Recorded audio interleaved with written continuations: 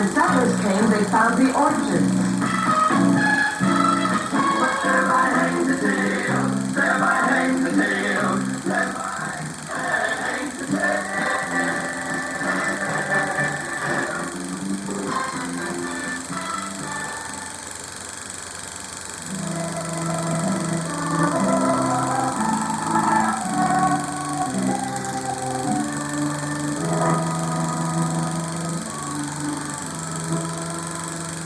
This is the colony of Massachusetts in the year of our Lord and my birth, 1774. That's 2 years before the country got freedom. And there I am, in my mother's arms. She died 2 years later. Then my pa went off to fight the British with General Washington. When he come back, he married me. And it weren't long before there was a whole meadowful of us Chapmans. Oh, excuse me for not introducing myself. I was born John Chapman and came to be known as Johnny Appleseed. Now, what all happened in those early years in Massachusetts, I don't rightly recall, being young as I was. But I grew up, not too tall, but girlish, pretty, and I learned to read and write, which weren't all that hard once I got the hang of it. I worked hard helping my pa. I spent a great deal of time alone. Think of it. Time comes when a boy must plot out what sort of man he aims to be. I marveled at how simple all nature was, and how near perfect. It was as if the Lord could speak direct to all living things, and they'd hear, and they'd flourish. All but man, he couldn't hear. Like his ears had got all tangled up somehow. I could hear. I could hear. Then it come upon me what I had to do. I left home.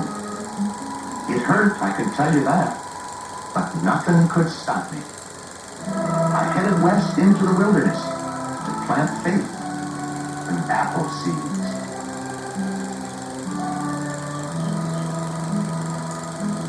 It was beautiful country, wild and majestic, not unlike the Garden of Eden, I reckon, with all the different trees and plants to be named and enjoyed. Sometimes I traveled by canoe, sometimes on horseback, but often as not, I walked and carried the seeds on my back. I'd pick up the seeds wherever I could, from cider mills, or just from a particular good apple that I'd had. Then I'd find a likely spot, clear the underbrush, and sow the seeds. Time had passed, and soon they'd be saplings, strong enough for settlers to transplant to their farms. Made pretty sights they did in spring, and bore a rich harvest in autumn.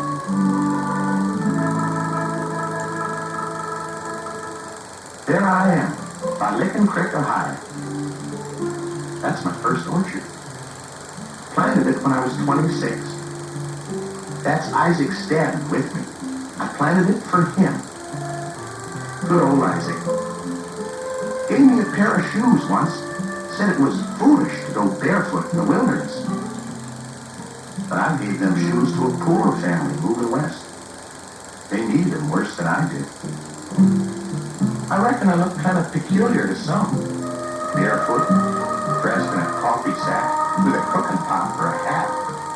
But my head stayed extra dry when it rained, and coffee sack muslin is strong and serviceable, not near so prickly as homespun.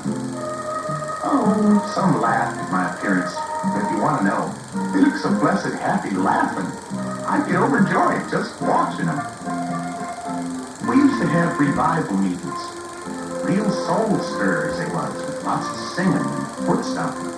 And once, at one of these meetings, a fancy new preacher took to the stump and begun berating us about the sin of extravagance. Where's the primitive Christian traveling to heaven barefoot and in coarse raiment, he hollers over and over, till finally I up and says, here I am. Well, we like to wither away right on the stump, and the congregation laughed themselves silly. I didn't mean no harm. It seems like that preacher just weren't looking where he was preaching. Soon, cities was growing up all over, and I bought land here and there. It seems like I never could take to city folk. It was always missing the spectacle of nature. So I'd get woods queer and clear out, because the wilderness was home. There I could talk to God and the angels and make friends with the animals. There was all kinds of animals around then. Elk, deer, buffalo, big ones like that. And little ones, badgers, raccoons, rattlers. You name them, I knew them. My favorite was the red fox. He was a loner, same as me. That's why we got on together, I reckon. But I was partial to all animals. Every autumn, I'd hunt for lame horses that'd been turned loose to die. I'd gather them up, bargain for their food and shelter, then lead them to pasture for summer. Then, if they recovered, I'd give them away, sometimes to the Indians. I was always friends with the Indians. Well, they was my brothers, same as any man. And they thought I was possessed with the Great Spirit, which was true. Once when I was real sick, they took care of me. Otherwise, I'd have died long before my time. And we used to swap remedies for sickness. I'd show them the abundant medical advantages that lie contained within the skin of an apple. They'd give me certain roots and herbs. Miraculous cures they were for whatever ailed you. These I'd pass on to the settlers, who were exceeding grateful. I never carried a gun, of course. After all, every God's creature has a right to live. I just ate what nature provided. Strawberries, hazelnuts, honey, sassafras tea. But I had a weakness for corn pone, I confess. I traded many a tree for some fresh corn pone. But this is all just frivolities. I was so happiest when I was spreading the good word. You see, I'd been blessed by knowing the works of Emanuel Swedenborg. And when I traveled, I always carried a few of his works with me, as well as my Bible. And I shared his wisdom the only way I knew how. I divided his books into their various chapters, and I'd leave a chapter at every log cabin. Then, on my next visit, I'd give each family the next chapter, and so forth. That way, I had several people reading the same book at the same time. Of course, it weren't easy if you had trouble reading and had to start a book with the last chapter. But Revelations is Revelations, and it don't matter where you start.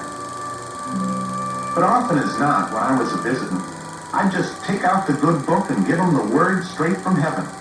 Blessed are the meek, for they shall inherit the earth. Blessed are the pure in heart, for they shall see God. Oh, there was nothing like planting God's words in a fertile soul and giving a little girl a pretty ribbon. The widow Burgess once asked me why I planted so many apple seeds. I said I did it for the good of my soul. She says, but what do you get for it? Salvation, I says, and kept on moving. I saw a lot of weather and a lot of years go by, but the most satisfying moments was alone, at night, lying on the earth, staring at heaven. Then I'd know the stars was angels burning with the love of God. And I'd hear music, not just the insects and woods creatures making their natural noises, but real live man-to-God music, like you might hear in the New Jerusalem. It was like Mr. Swedenborg taught. The invisible world and the world we know are side by side, if we can only feel it. And I'd feel it. Maybe I was a mite touched, like people said. But if being touched is seeing angels and stars and hearing the music of an earthly paradise, then I recommend it. I recommend it with all my heart. It weren't long, of course, before civilization and wealth began pressing in on the wilderness of Ohio. So I said goodbye to all my families there and pushed farther west, into Indiana, where I spent the last years of my life. Over 40 years I walked the land, and at the age of 72, I caught the winter plague and ripened unto death. Now, I can safely say I never inflicted pain nor knew an enemy. I had strange ways, I reckon. With one hand I dug in the earth. With the other, I reached to the throne of heaven. Why'd I do it? Why'd I live the life I lived? To glorify God. Why else does a man live? Peace to you now, and amen.